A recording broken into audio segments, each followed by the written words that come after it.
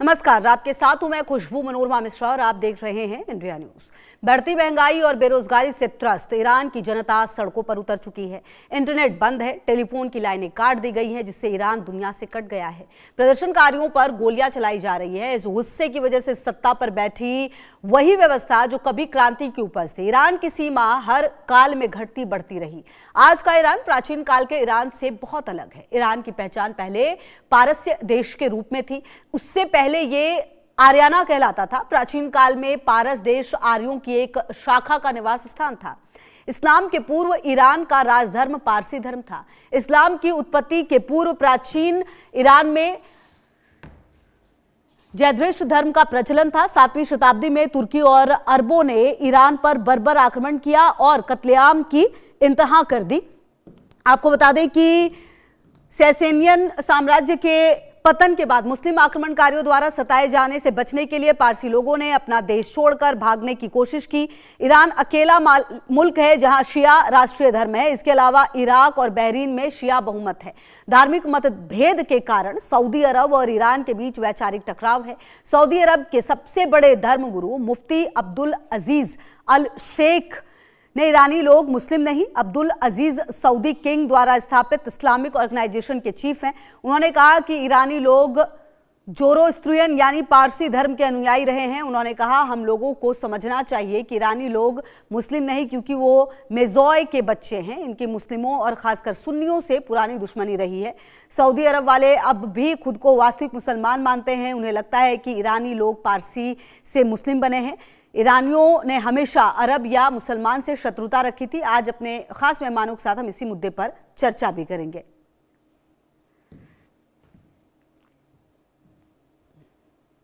चलिए आगे बढ़ते हुए सबसे पहले आपको ईरान का इतिहास जो है वो आप समझिए कि आखिरकार ईरान के बारे में क्या जानकारी मिल पा रही है। ये देखिए आप कि ईरान को कभी पारस कहा जाता था। अगर आप इसके इतिहास को समझे तो इसे कभी पारस कहा जाता था। दुनिया की सबसे पुरानी सभ्यताओं में इसे गिना जाता था। जी हाँ, दुनिया की सबसे पुरानी सभ्यताओं में से एक था ये। राजशाही से इस्लामिक क्रांति तक ये जो है बढ़ा है आगे। ईरान का इतिहास सत्ता, धर्म और संघर्षों से भरा रहा है। जी हाँ, ऐसा नहीं है कि ईरान जो अब आप देख रहे हैं वो ईरान पहले भी ऐसा था। आज का ईरान उसी लंबे इतिहास की राजनीतिक और वैचारिक विरासत का नतीजा जो है वो देखने को मिल रहा है। ईरान का प्राचीन नाम फारस 2500 साल पुरानी सभ्यता रही है इसकी, मतलब काफी पुरानी सभ्यता है निश्चित तौर पर अगर आप देखें और समझे तो। कुल मिलाकर अचेमेनिड साम्राज्य साइरस ग्रेट तक पहचान। इस्लाम आने से पहले ज़रश्रु धर्म प्रमुख था यहां पर। और आपको बता दें कि 7वीं सदी में अरब आक्रमण हुआ और इस्लाम का प्रचार होने लगा और उसके बाद ही यहां पर भी जो बदलाव हैं वो देखने को मिले। 1979 में शाह की विदाई, खमेनेई की सत्ता में एंट्री हुई और अब खमेनेई के शासन में असंतुष्ट ईरान की जेंजी नजर आ रही है, जो कि अभी फिलहाल सड़कों पर है। जो ईरान आज हम और आप देख रहे हैं वो ईरान रजा शाह पहलवी की विरासत की एक बार फिर चर्चा हुई है। युवाओं को चाहिए यूरोपीय स्टाइल लाइफस्टाइल, कपड़ों से लेकर आजादी तक जो तस्वीरें सामने आ रही हैं युवाओं की खास करके, तो कई शहरों में लगातार प्रदर्शन है। कैसे हालात तनावपूर्ण है ईरान में वो भी अगर आप समझें तो वो आपको बता देते हैं कि युवाओं और महिलाओं की प्रमुख भागीदारी है। जी हाँ, महिलाओं की जो फोटोज है वो भी काफी वायरल हो रही है। आपने देखा होगा कि खमेनेई की जो तस्वीर है वो जलाई जा रही है। महंगाई और बेरोजगारी जो है वो मुख्य मुद्दे बताए जा रहे हैं यहाँ पर। सबसे प्रमुख मुद्दा अगर कोई है तो अलर्ट मोड पर सुरक्षा बल जरूर है, लेकिन कितना अलर्ट रह पाएगा, जेंजी से कितना बच पाएगा, क्या सत्ता परिवर्तन हो जाएगा, ये भी देखना होगा। इंटरनेट और सोशल मीडिया पर लगातार निगरानी की जा रही है। जी हां, इंटरनेट सेवा बंद कर दी गई है, फोन सेवा भी बंद कर दी गई है। और ईरान की पहचान पहले पारस्य देश के रूप में थी। अगर आप इस्लाम से पहले ईरान के इतिहास को समझे, उससे पहले ईरान आर्याना कहलाता था। पहले आर्याना कहलाता था। प्राचीन काल में पारस देश आर्यों की शाखा का निवास स्थान भी रहा था और इसीलिए इसे आर्याना भी कहते थे। इस्लाम से पहले ईरान का राजधर्म पारसी धर्म था। जी हाँ, पारसी था, जो कि अब बिल्कुल शिया बन चुका है। इस्लाम की उत्पत्ति से पहले प्राचीन ईरान में जरथुष्ट्र धर्म जो वो अपनाया गया था। 7वीं शताब्दी में तुर्कों और अरबों ने ईरान पर हमला किया और उसके बाद जो बदलाव है वो धीरे धीरे आने लगे। पारसी लोग अपना देश छोड़कर भागने लगे, मतलब जो पारसी यहाँ पर रह रहे थे वो यहाँ से भागने लगे। ईरान अकेला मुल्क है जहाँ शिया राष्ट्रीय धर्म है। अगर आप समझें और देखें तो ईरान इकलौता देश है। धार्मिक मतभेद के कारण अरब और ईरान के बीच जो वैचारिक टकराव है वो अक्सर होता रहता है, ये भी देखने को मिलता है। अब्दुल अजीज अल शेख के मुताबिक ईरानी लोग मुस्लिम नहीं हैं। अब्दुल अजीज सऊदी किंग द्वारा स्थापित इस्लामिक ऑर्गेनाइजेशन के चीफ हैं और ईरानी लोग ज़ोरोस्ट्रियन यानी कि पारसी धर्म के अनुयायी रहे हैं, इनका यह भी कहना है और कई मौकों पर इस बात को वो दोहराते हुए नजर भी आए। ईरान की पहचान पहले पारस्य देश के रूप में थी, जैसा कि हमने आपको बताया, और कुल मिलाकर अगर आप समझे तो किस तरीके से ईरान को साल दर साल, दशक दर दशक बदलते हुए देखा गया, ये हमने देखा है।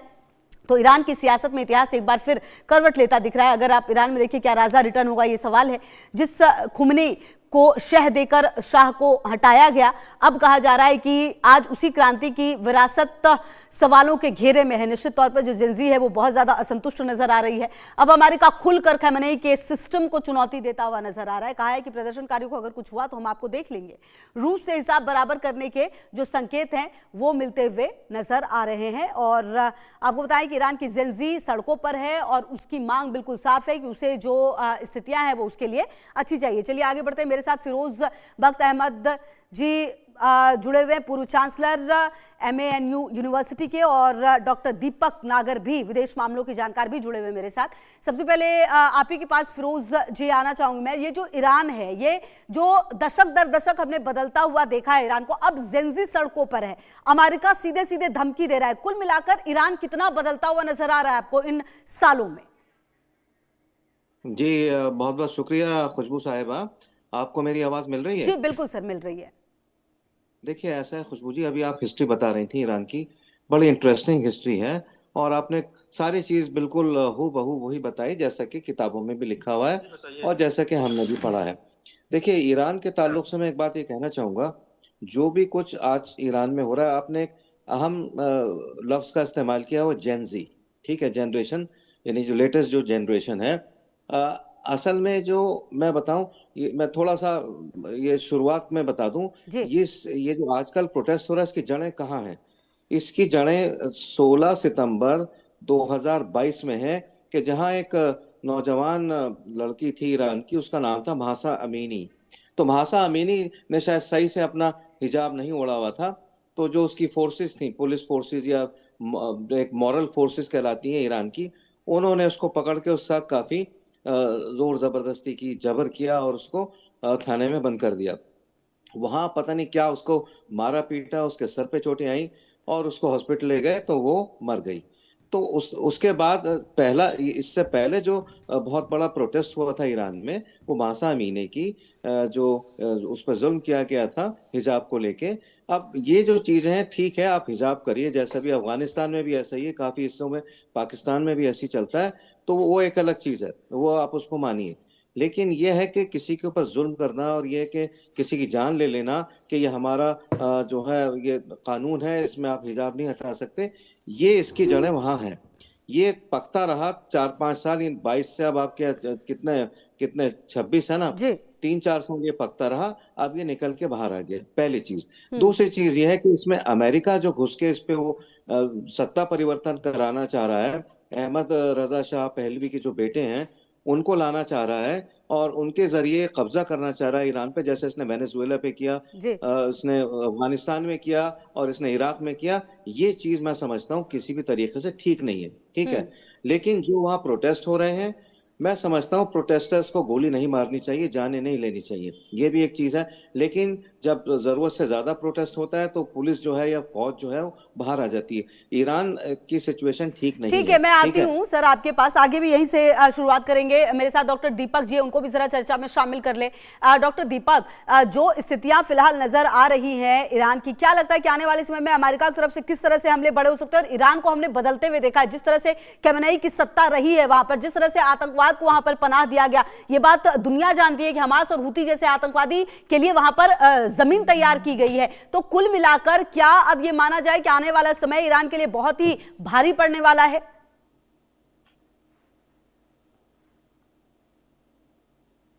डॉक्टर दीपक, क्या आपको मेरी आवाज आ रही है? चलिए ठीक है, हम आते हैं आपके पास। अच्छा फिरोज जी, जो सवाल मेरा डॉक्टर दीपक से था वही सवाल मेरा ये भी कि कहीं ना कहीं ईरान की अगर हम बात करें तो कहीं ना कहीं ये बात तो तय है कि धरती तो तैयार की है इसने, जिस तरह से हुती, हमास और कई आतंकवादियों को इन्होंने पनाह दी है, यहां पर लगातार उनको ट्रेंड किया गया है, उनकी जमीन का इस्तेमाल हुआ है, और अब शायद जो जेंजी है उनके लिए मायने बदल चुके हैं आजादी के। वो चाहते हैं कि उनके लिए भी लाइफस्टाइल जो है वो बदले, वो इस तरह की जो क्योस उसमें नहीं रहना चाहते। नहीं जी, देखिए ऐसा है, जी जो जेनजी है, जनरेशन एक्स है, उसको बहुत ही, यानी ये समझिए कि एहतियात के साथ मैनेज करना चाहिए, जो भी लीडर हो मुल्क का या जो भी रूलर हो। ठीक है। तो आप देखिए, जैसे हमारे यहाँ प्राइम मिनिस्टर मोदी जेनजी को बहुत कायदे के साथ मैनेज करके चल रहे हैं। ठीक है। यंग जनरेशन उनके साथ में है। मेरा मतलब यह इलेक्शन से नहीं है, उनको वोट देती है, लेकिन बहुत वो उसका ख्याल रख रहे हैं। उसी तरह से ईरान में थोड़ा सा ये गड़बड़ हो गई। अच्छा, मुल्क, जो भी मुल्क हो, वो चाहता है शांति से रहे। ठीक है। कोई नहीं चाहता कि किसी के साथ लड़ाई हो।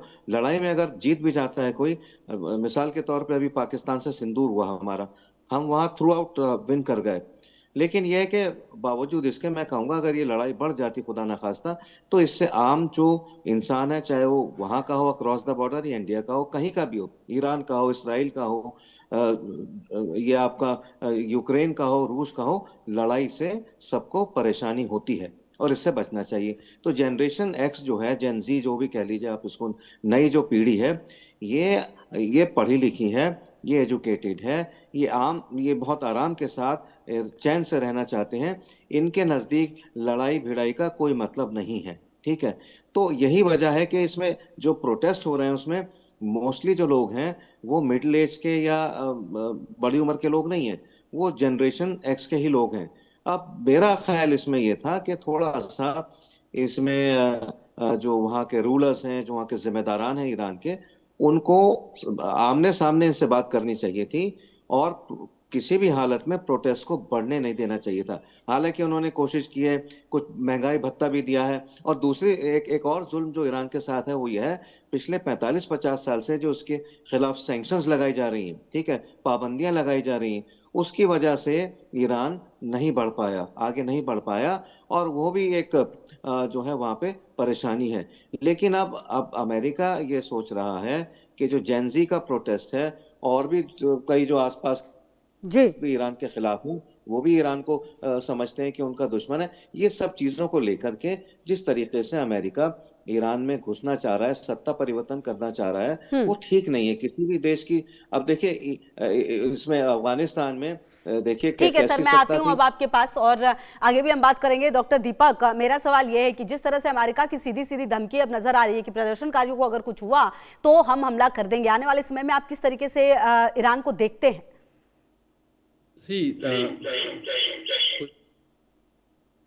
एक बात समझने की जरूरत ये है कि ईरान बहुत पहले से एक रेजिलिएंट स्टेट रहा है।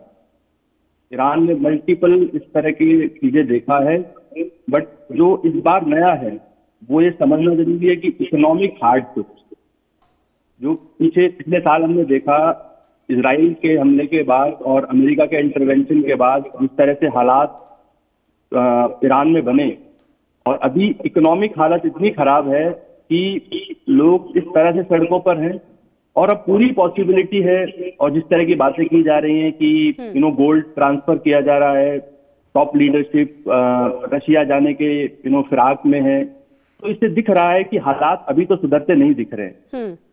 दूसरा एक इम्पॉर्टेंट पहलू है कि ये प्रोटेस्ट और जिस तरह से अमेरिका की बयानबाजी है, तो हम एक ऐसी पूरी पॉसिबिलिटी है कि हम यूएस और इजराइल का एक डायरेक्ट इंटरवेंशन भी ईरान में देख सकते हैं। और जिस तरह की बातें रजा पहलवी कर रहे हैं, जिस तरह से वो बताया जा रहा है कि बहुत भारी मात्रा में आईआरजीसी के लोग, जो उनका सीक्रेट मिलिट्री ऑर्गेनाइजेशन है, जिस तरह से उसके लोग डिफेक्ट कर रहे हैं, तो ये हालात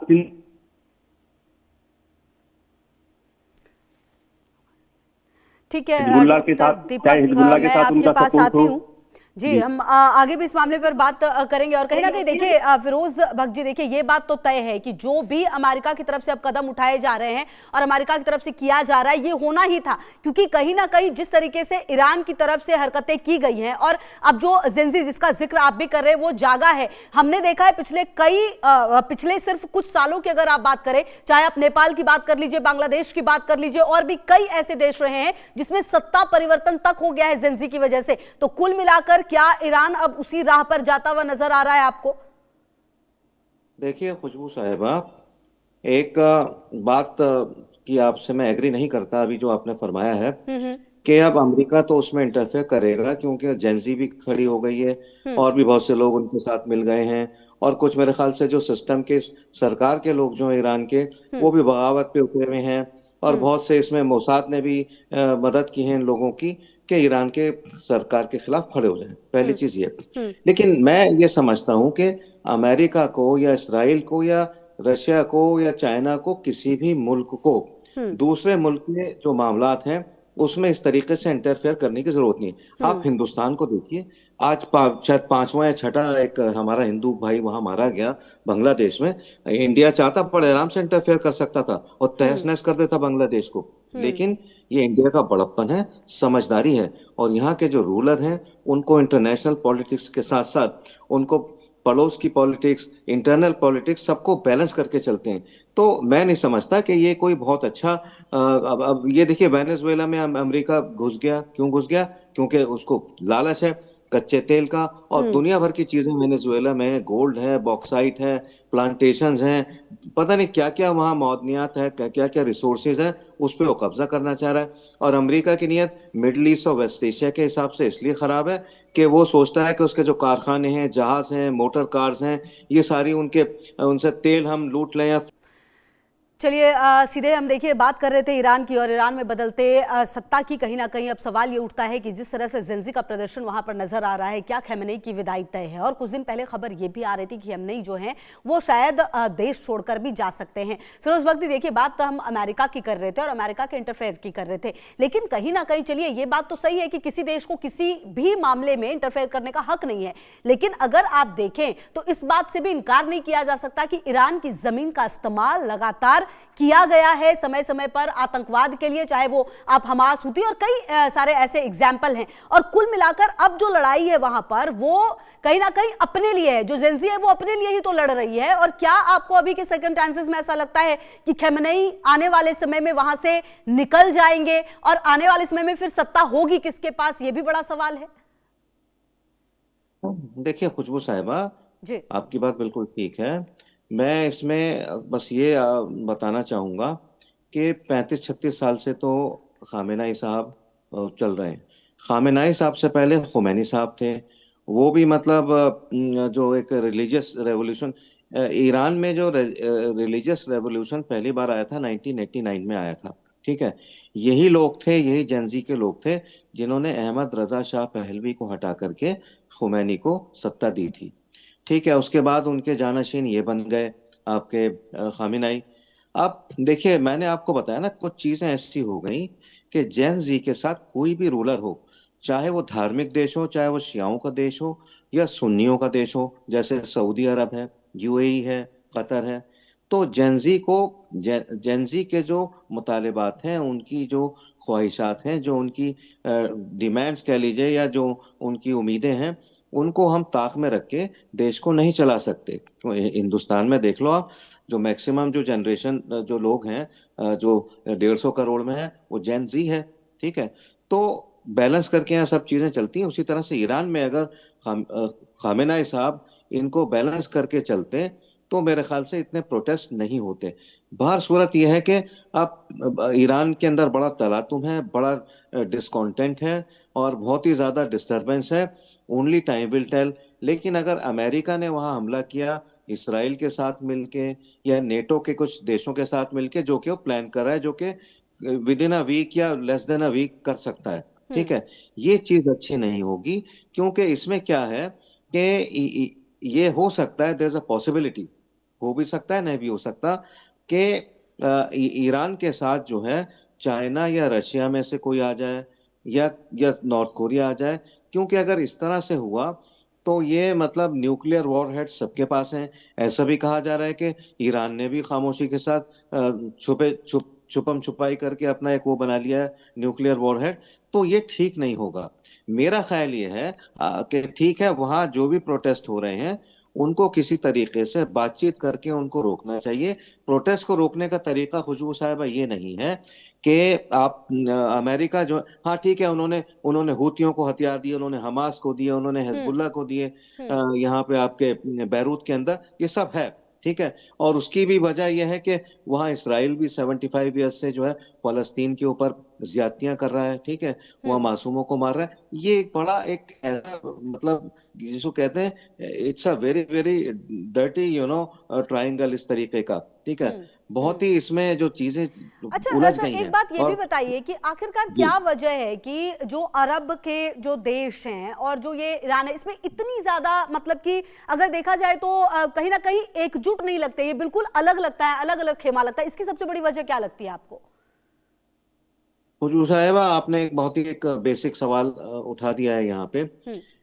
मसला क्या है, देखिए ये शिया सुन्नी का भी यहाँ पर चक्कर चला हुआ है। और हाँ। ये शिया सुन्नी का चक्कर जो है बेसिकली ये अमेरिका जैसे देशों ने ईरान को और अरब देशों को बांटने के लिए किया है। हम्म। इस्लाम में शिया सुन्नी कुछ नहीं होता, ठीक है, सब बराबर हैं, कोई फर्क नहीं होता, एक जैसी सबकी इबादत है, सब मामलात एक जैसे हैं, कल्चर एक जैसा है। हम्म। लेकिन यह है कि उसमें शिया सुन्नी में बांटने वाले जो लोग हैं वो अपनी रोजी रोटी देख रहे हैं, वो बिल्कुल, अपने मतलब अपनी हलवा राजनीतिक रोटी सेकने हलवे का काम हलवे चल रहा है और कुल मिलाकर जो अलग